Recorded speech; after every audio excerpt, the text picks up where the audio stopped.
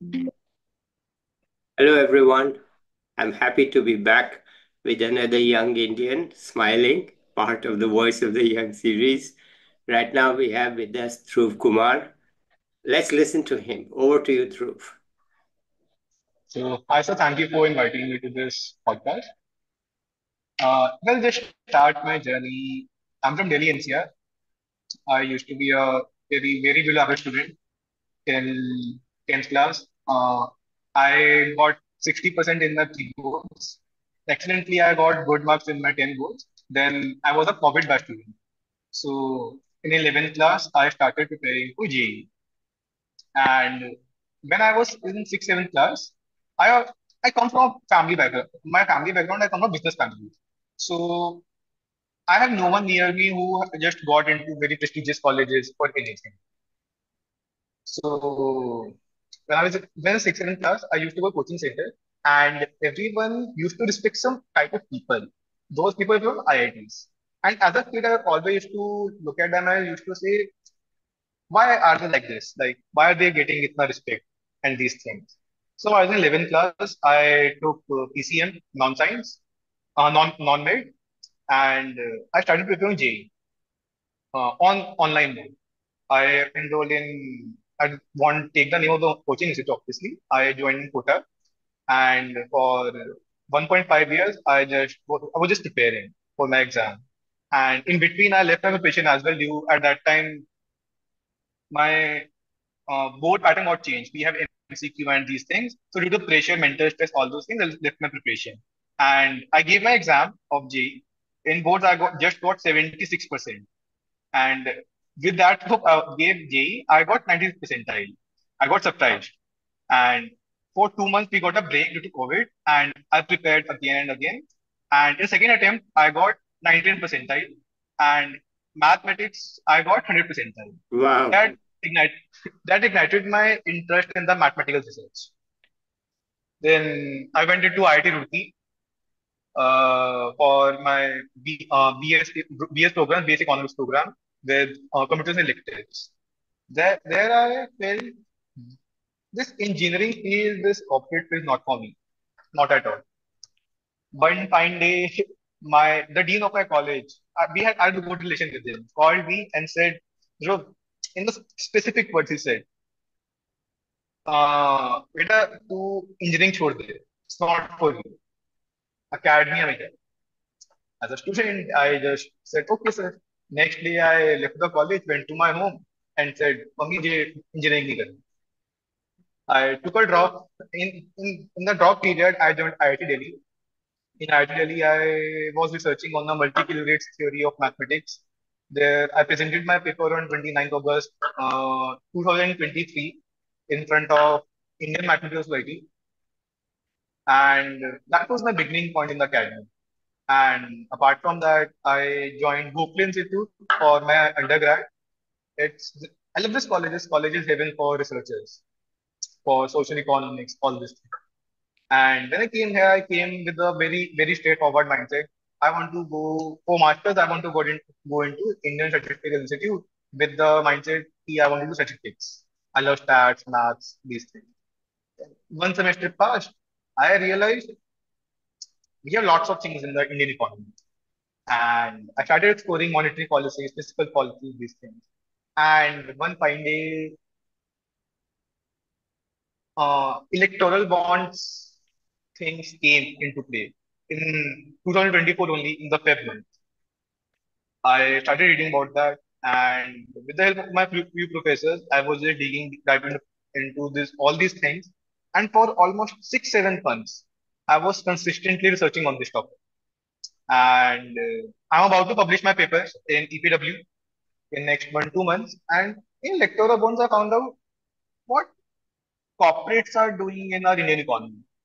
Like I once I'm a socialist person, I'm say I'm a capitalist, but till what extent are we saying कि यार पैसा infuse कर रहे हैं हम economy के अंदर? What is it actually producing? I'm just exploring, and I'm just being extremely objective while exploring this since I'm in the political background. We have lots of people who are just being leftist or rightist. So I was developing my whole niche, my interest in the political economy. I went to RBI, talked to several people. I went to leftist side of the institution as well, talked to several people. So if I just break down, see what did I learn in the leftist side and the rightist side? Just keep politics aside, just pure economics. Leftist people, what leftist people say, ki if you're running a party, work for the welfare. You don't need money. You don't need money. That's the clear mindset. That's a clear statement. And what rightist people say, देश चलाना है तो we need money. बहुत very simple thing. And as I was just digging down, I drive a conclusion that end of the day, it's my understanding, political economics is all about speculations.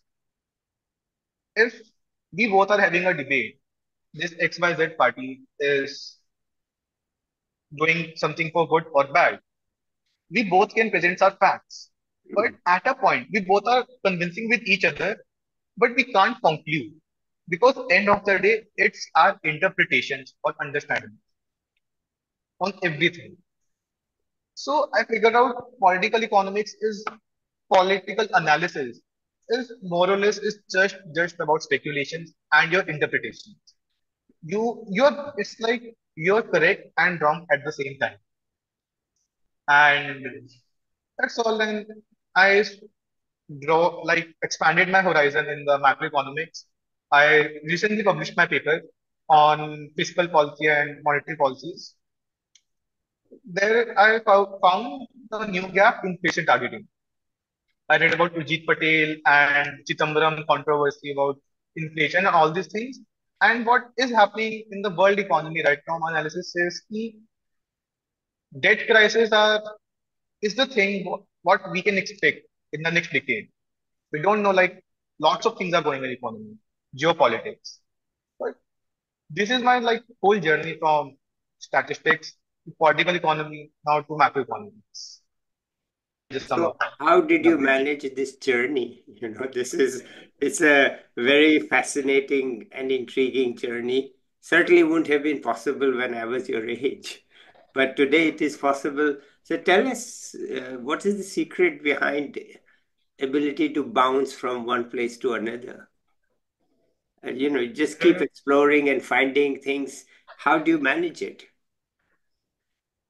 I would say like when when we say we are working in academia and research, it's all about your you can't be an academia. What I feel. So when I started with mathematics and statistics, it was just numbers. And when it was pure numbers, if I would specify, I was very fascinated with the topic of complex numbers about the z-axis.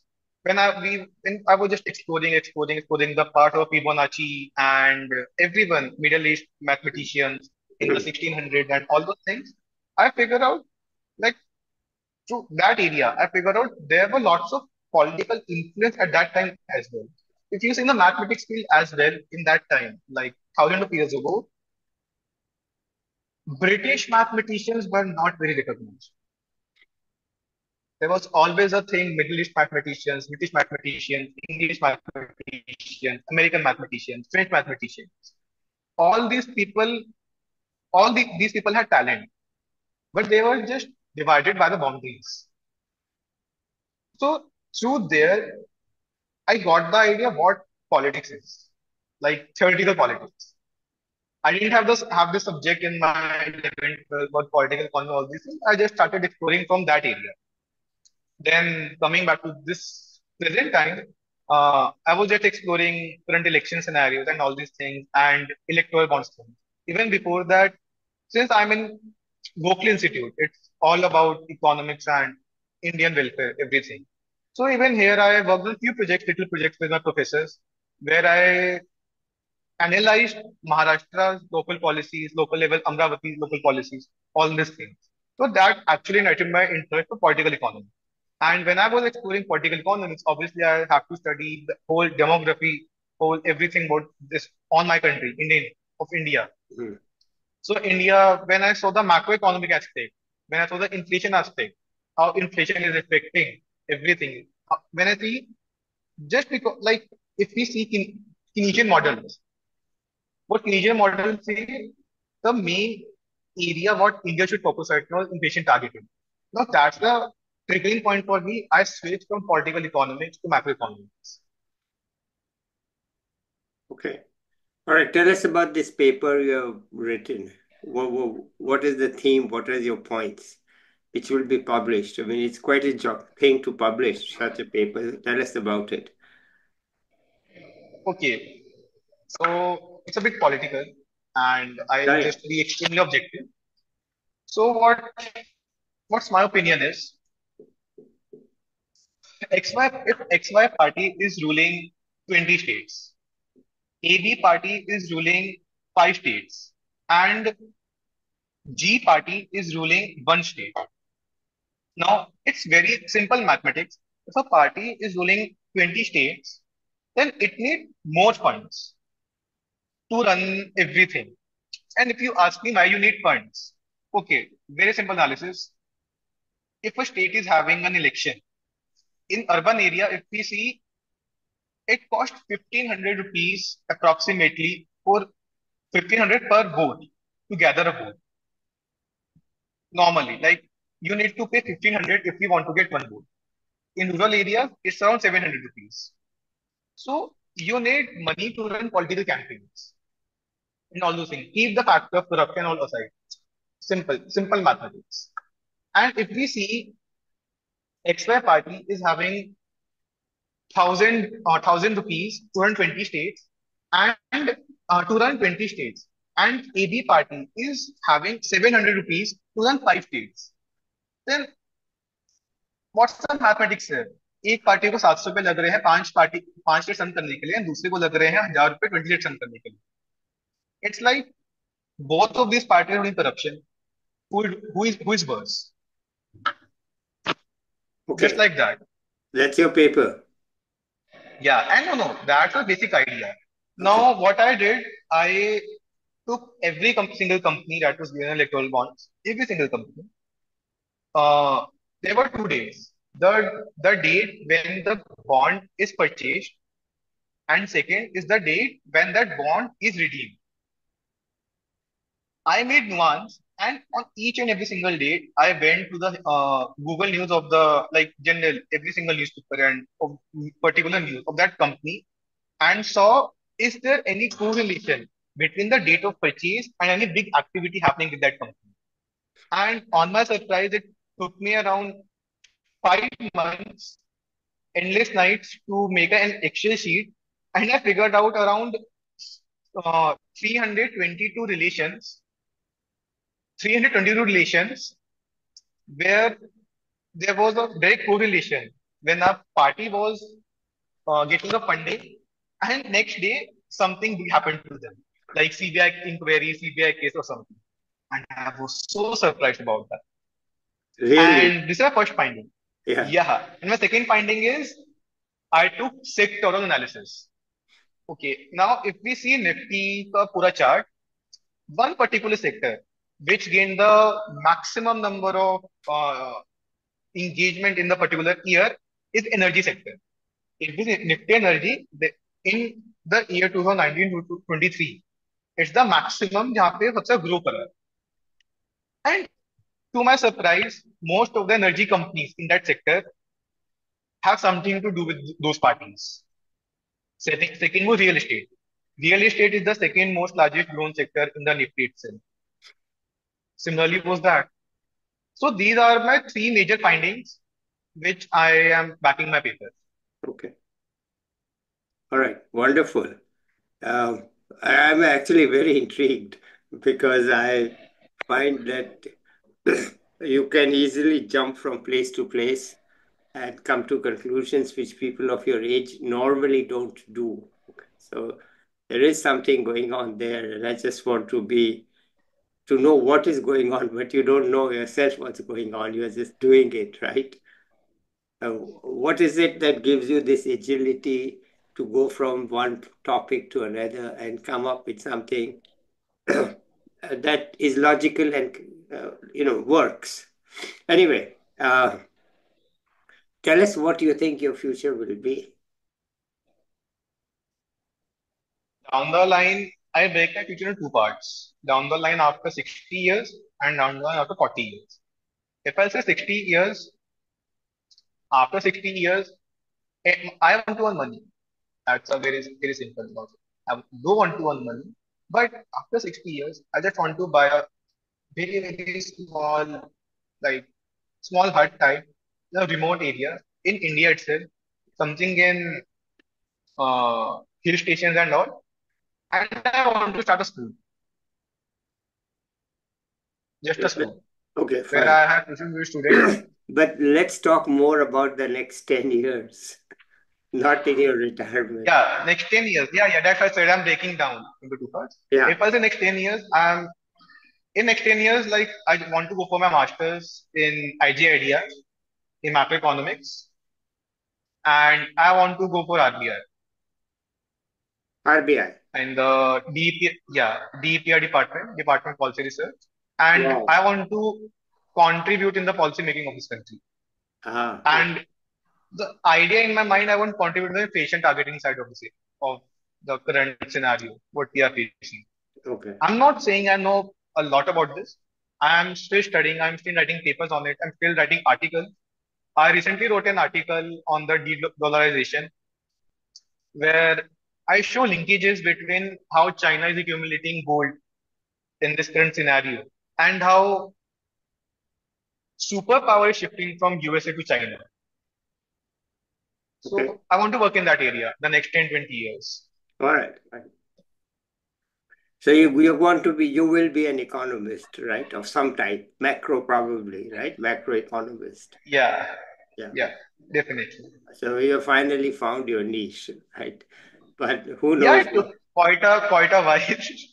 And how was your But I did. family with all this?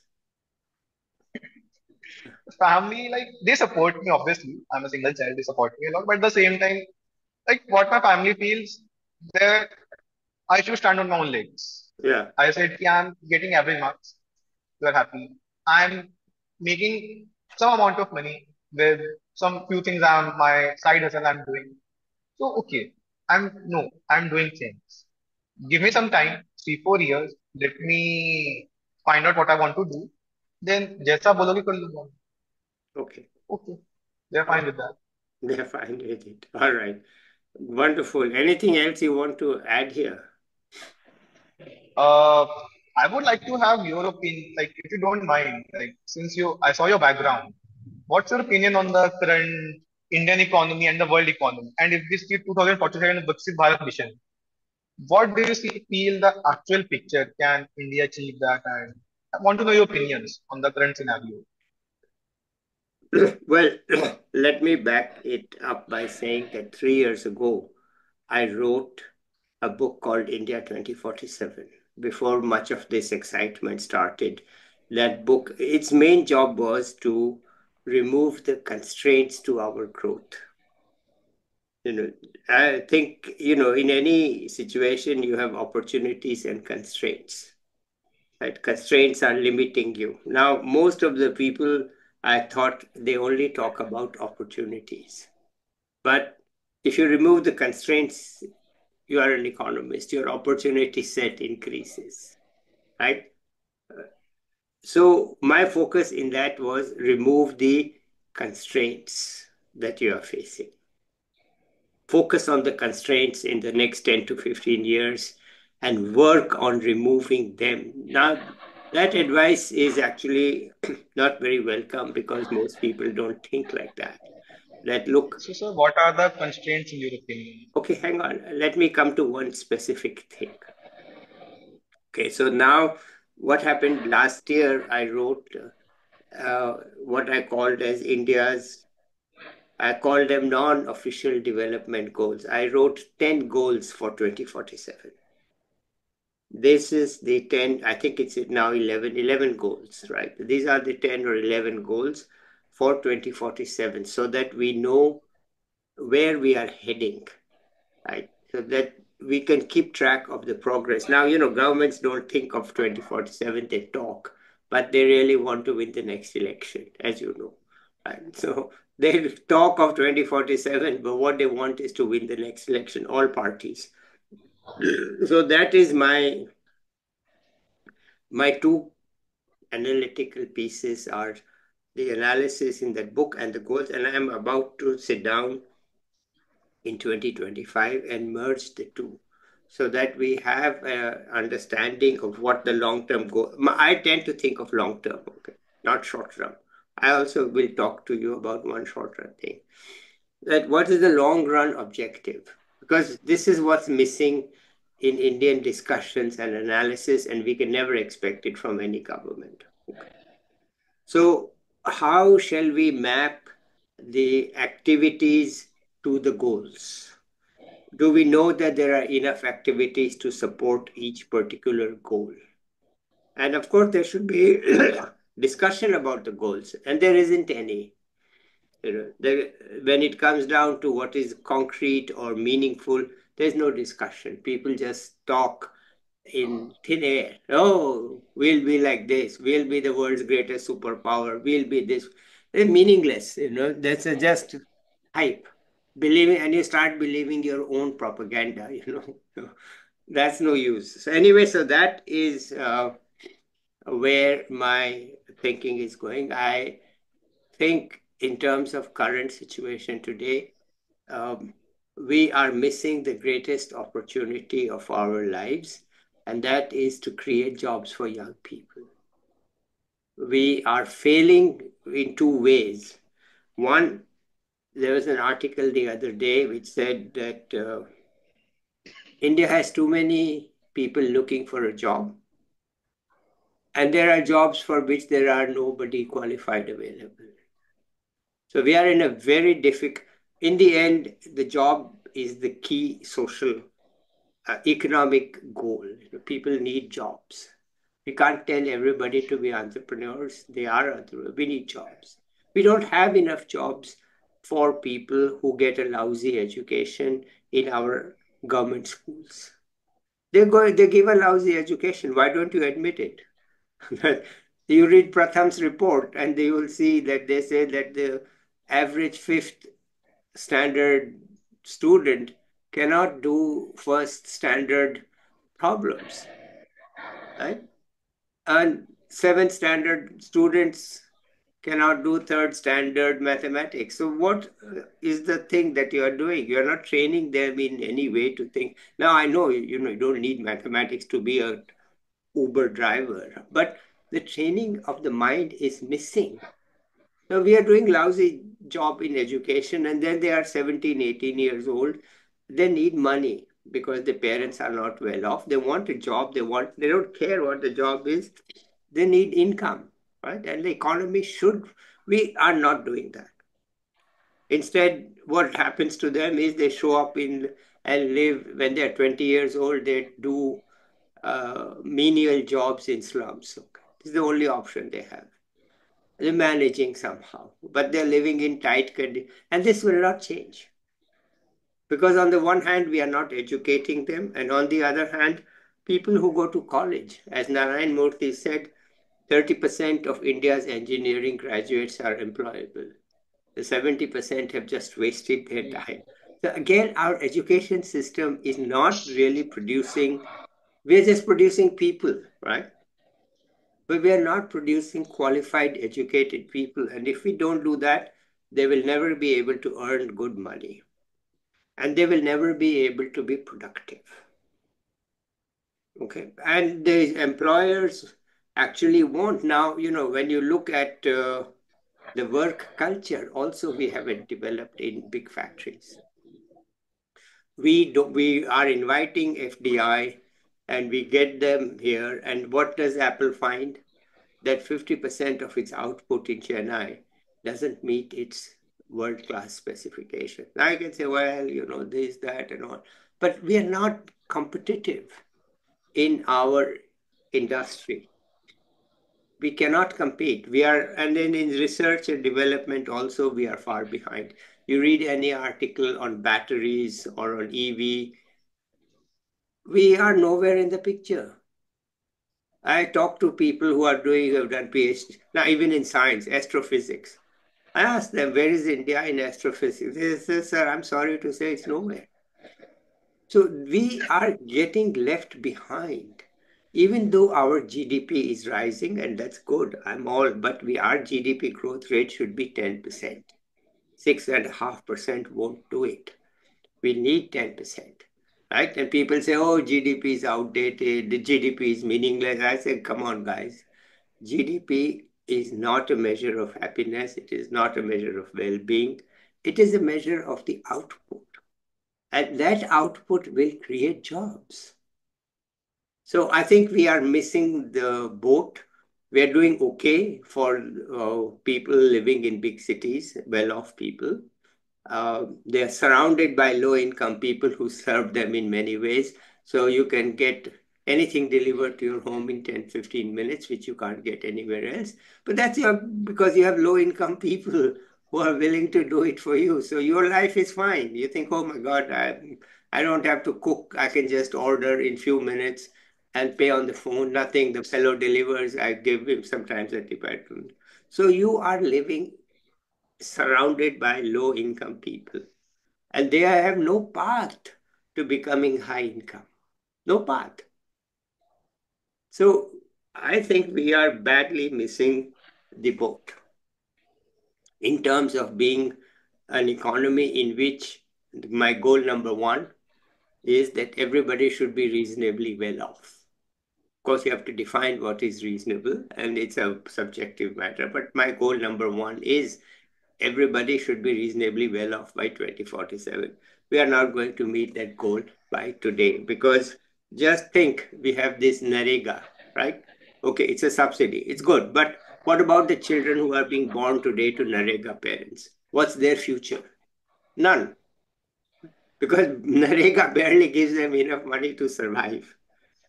दिन में दो रोटी खा लो बच्चों को क्या दोगे and then they'll become 25 years old. What will they be earning? Nothing. Right? ना तो स्कूल है ना खास हेल्थ है कुछ है क्या है what will they do? So okay, this is just talk, but one of the recommendations in my book was that India should develop its small towns because that's where you can create labor intensive jobs.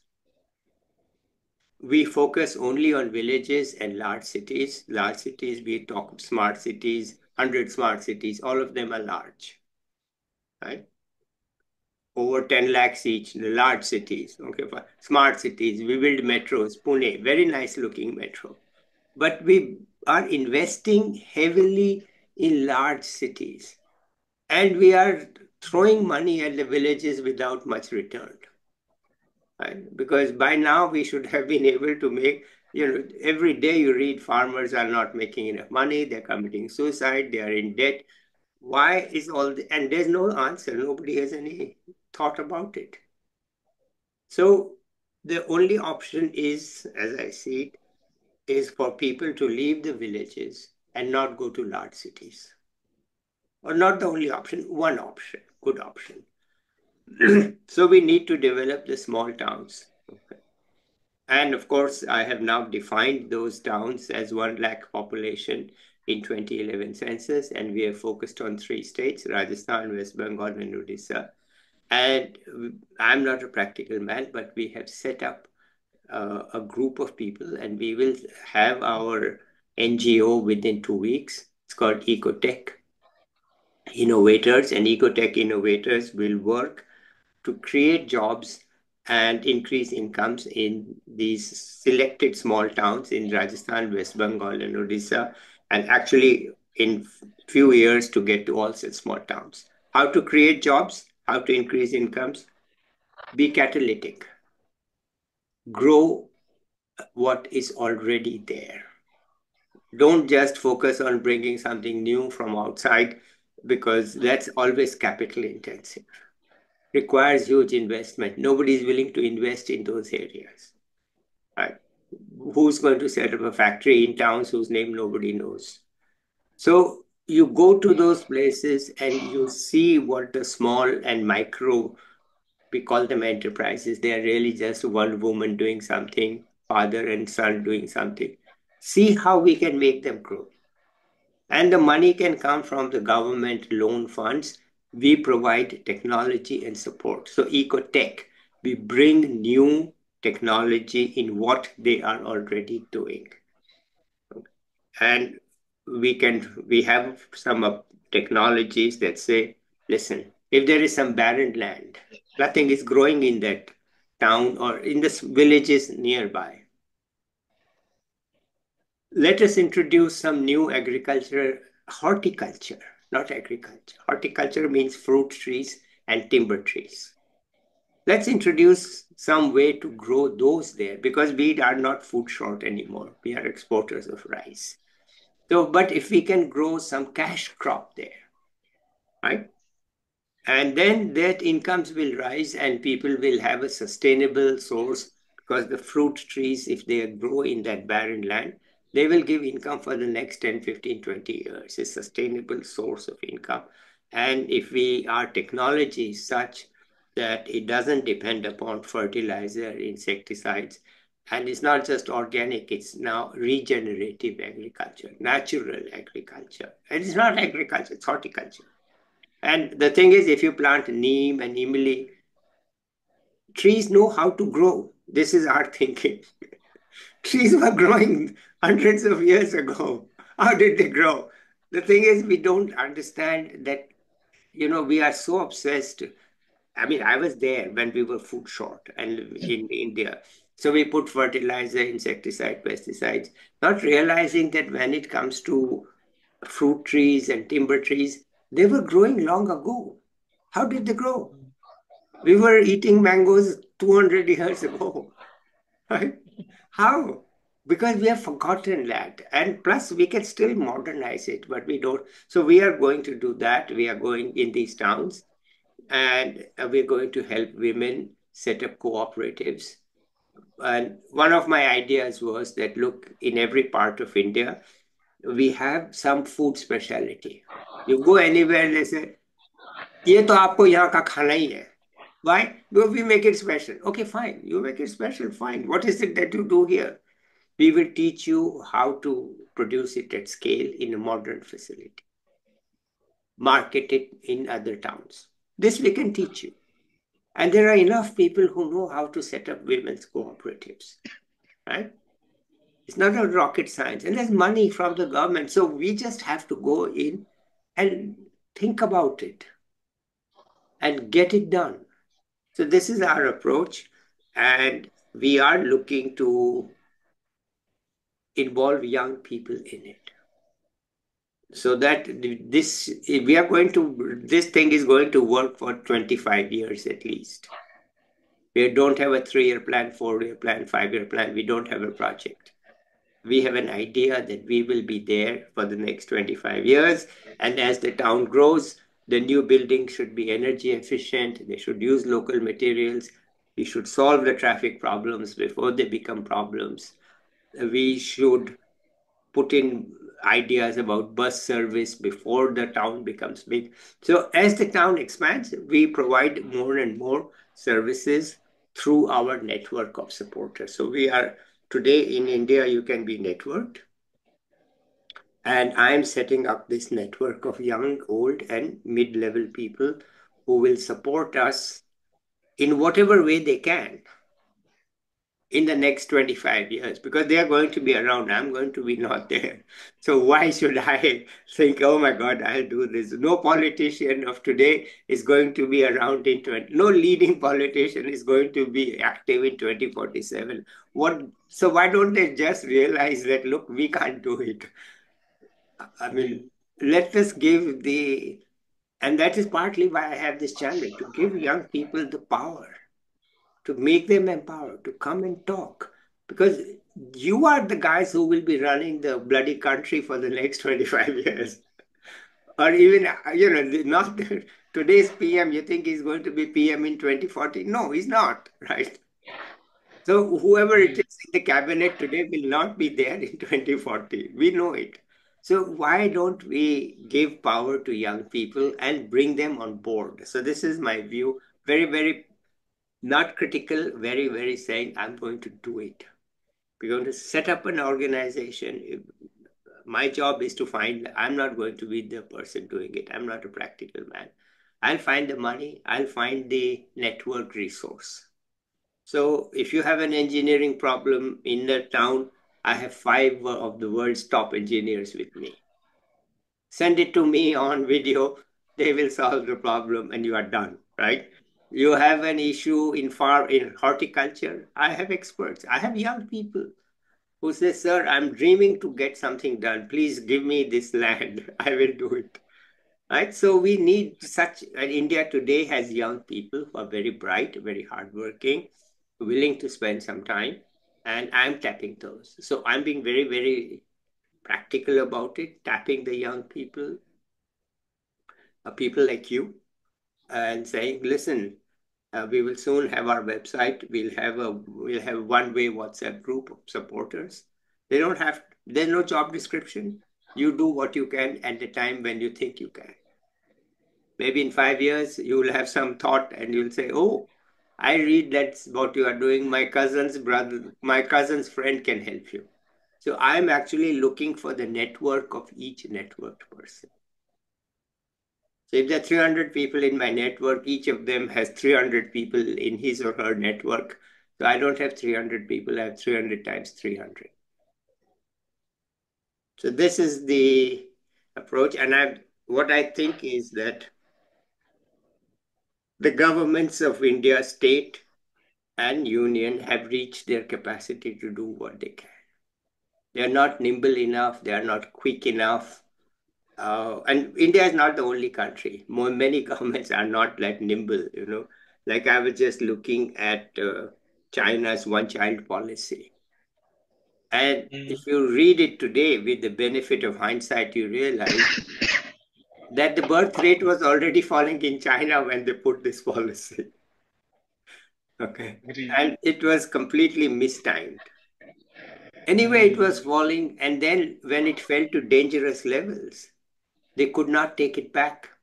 They removed the one child policy in 2014. They should have removed it 20 years earlier because the birth rate had already fallen so low. But because they are not nimble, they are not quick, they just stuck with it till 2014. When they relaxed it in 2014, they found there are no takers. By now, the idea of one child has sunk. Now you can't do anything about it. You can go on and say, have three children. There's no takers for three children. So you are sunk. So governments are not nimble, they're not quick. We need in India non-profit groups to step in. Let the government do what it can. And the problem of government is this. It has to have one size fits all policies, right? But if you look at Rajasthan, where I was born, people say it's a desert state and they're completely wrong. You went to Kota, right? You studied in Kota, is not. uh, Did you yeah. go to Kota? Yeah, I went there for 2, 3 months, but rest of my it was online, majorly. Yeah, yeah, but you went for 2, 3 months. It's not Yeah, desert. yeah, yeah, yeah. Yeah. Kota is not a So, desert, right? So people say it's a desert state. Well, come on. You wake up and you know that every state in India has four or five different parts. And yet the state government has to make a policy that fits all. Now, what happens in Jaisalmer, which is the real desert, is so different from what happens in Kota, which has two rivers near it. I know. I'm from Rajasthan. No, you can't make a policy of rivers for Jaisalmer. And you can't make a policy of desert for Kota. But what can you do? You are a state government. You have to make a one size fits all policy.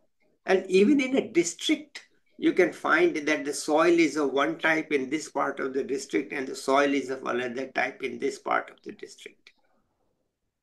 Different crops grow in different parts of the district. No, maybe not, but maybe.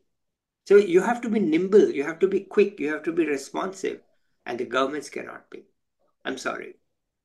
I mean, I'm from a UPSC family, okay? Everybody in my family is UPSC. We are all government people, every one of us. But I know we can't do it. There's a limit to what the government can do because it cannot go in. And my approach in this small town is that we will be hyper local. Don't have a plan for the town. Go there, assess the constraints, assess the opportunities, work with the local people, see what they can do, see what they want, and do that. Don't say we did this in Bengal, we'll do this in Odisha. It is going to fail. Okay, I've talked enough. Sorry. It was great to hear you, sir. Um, can I continue? Yeah, Yeah. Um, I I was listening to you and I figured out you are creating an impact. You want to create an impact. I have three things. Like I'm not sure it's my opinion, it's my frustration or what. It's my three. I would say I told you I'm just curious to learn about things. First thing, when I see India, what like 40% of our population is working under primary sector. That is agriculture. yeah, And if we compare it with the other emerging economies, there it's just 2 to 5% at max. So if we say we are rising the GDP and okay, we are not uh, rising on GDP per capita, but if we actually want to climb the ladder of GDP per capita, we have to make reforms in the farming sector because you can't ask people to just switch from primary to tertiary. You actually have to make reforms in that sector, in that area. So when I was studying the palm law and all those things, I'm just keeping aside everything, the political scenarios, the different opinions. But what I feel, it is government is trying to reach the ladder, and people are supporting it. When I say people are not supporting it, the opposition not supporting it. If we see opposition, the concept of wealth redistribution. Socialists say कि, yeah, wealth redistribution is important. Everyone deserves equal opportunities, equal rights. But practically, you, you are living in 2024. And how can you be socialist? How can you say that this 40% population can come under this bracket? And then you are arguing कि you want to achieve per capita income ka bar the rest of the emerging economies achieve. Like, don't know what is it? What is it so happening? we have, see, the thing is, why do we have, you rightly said this, why do we have 40% there? Because we have no place for them to go. We cannot have such a high proportion of people there because they are not productive. The contribution to GDP of those 40% is only 20%, maybe Yeah. 15%. So they are basically sitting there doing nothing. 40% of our population produces 15% of our GDP. They need to move to more productive places, but what's the productive place? Their only hope is to become in slums in large cities. So this is why I'm saying that we need to focus on building this, and it will give us regional equality, right? We don't just focus on, say, Kolkata in West Bengal, which is already overcrowded and dirty and filthy and can never be anything else. But you don't develop the other small towns where people can lead a better life, where the air is cleaner, the water is cleaner still. And let us shift these people from their villages to their nearby district headquarters, if you want bluntly, right? Mm. Maybe not their near their same district, maybe some two districts away. They go there and they lead a comfortable life. They can see their family, now you send a fellow from Bihar, he goes to Bangalore. You think he can invite his parents to visit him? No, because the train No. takes 3 days. And where is he living in Bangalore in some slum? His parents can't even see him. I can't, but if you send that fellow from, I'm giving exact example now, Shuri in West Bengal to Kolkata, okay? Instead of going to Kolkata, the villager goes to Shuri. That is 200 kilometers, 100 kilometers from his house. Yeah, 200 kilometers, the bus can go. It's not a problem, no? You can go by bus in 2, 3, 4 hours, maybe 4 hours by bus is fine. The people can do it, and you can go home. Your parents are falling sick, you can go home. You are sitting in Bangalore, your parents are falling sick in Bihar. What are you going to do? Nothing. Right? You can't just take leave and go. Taking leave and go. Go means 2 days to go, 2 days to come. What will you do? So we are not really looking. Yes, I'm glad we have a national labor market. What we don't have is a regional labor market. So let's create those things. So I'm saying that, look, this is creative. This is needed because we cannot have 40% of those people there sitting there being unproductive. They're there because they have nowhere to go. What can you do? You're past fifth grade, okay? You don't know how to read much. You don't know how to write much. You don't know how to do even simple arithmetic. If family needs money, what are you going to do? What are you going to do? Nothing. After you fifth, you dropped out, you helped on the farm, you're 18 years old. Now there's not enough work for so many family members. Farm size has become small, as you know. What is the option? The option is there is no option. So you stay there. And or you go to live in the large cities, and when the pandemic comes, you go back to that village. I mean, it's ridiculous. Anyway, enough of talk on this. I think um, it's, maybe you can just follow us on our work, and maybe if you decide later, you can help us in some way. You become a supporter. We're not asking I love to. I would love to do that. we're not Definitely. asking supporters to do anything. We're just asking them to be with us from today so that maybe five, Definitely. 7, 10 years later, you will say, oh, now I see what you are doing. I have a cousin whose friend, whose sister can help you. Okay, fine. So we are looking with that huge network, and we are also inviting other NGOs to our towns. It, you please, we need health education. We are not going to do it. They're long-term goals. We want short-term goals. Give the people job. Long-term Mhm. goal is prepare them for a better job. We can't do it. Not focused. Let others come and do it so that we throw not money, but knowledge and support at these small towns where you have a district hospital, you have a reasonable college, you have some Wi-Fi, you are not far from a rail station. You can get there by bus. If the train is not in your town, you can get there 2 hours by bus, something like that. And there's some activity. Let's make it work so that we have, as an economist, equitable regional development. We give young people an opportunity. They cannot leave their village and go to some 1,000 kilometers away. But they can leave their village and go 100 kilometers, 150 kilometers. Even people may know that place. As it is, they are going to big cities. Like if you go to capital of the state, you find people are coming from the whole state. Why? Because they know that place. They've heard of it. Why don't they go to the place near their town? Why are they coming to Jaipur? Why don't they go to some small town near their home? Because there's nothing there. And why is there nothing there? We have invested enough in infrastructure, physical and human, in these small towns. We just have no way to take advantage of it. Like, we went to this small town in West Bengal. They have a polytechnic. They have a principal who's a good person. We can work with him to improve not the average student, but the top 10, 15%. Give them an example of what they can learn from YouTube so that they can get ahead. Let somebody get ahead. Now, we are not helping the socialist angle of the poorest of the poor. We are not. But we are, because we are not going to the villages and look after the poor. There are enough NGOs doing it. There's no need for one more. So this is what I'm thinking.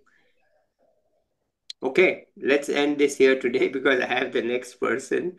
So thank you, and Definitely. let's just talk a bit after the recording. Okay, Dhruv? Yes, sir. Okay, thank you. Let's end this recording here. I'll be back with Thank you another so much, young sir. person or an expert. Bye till then.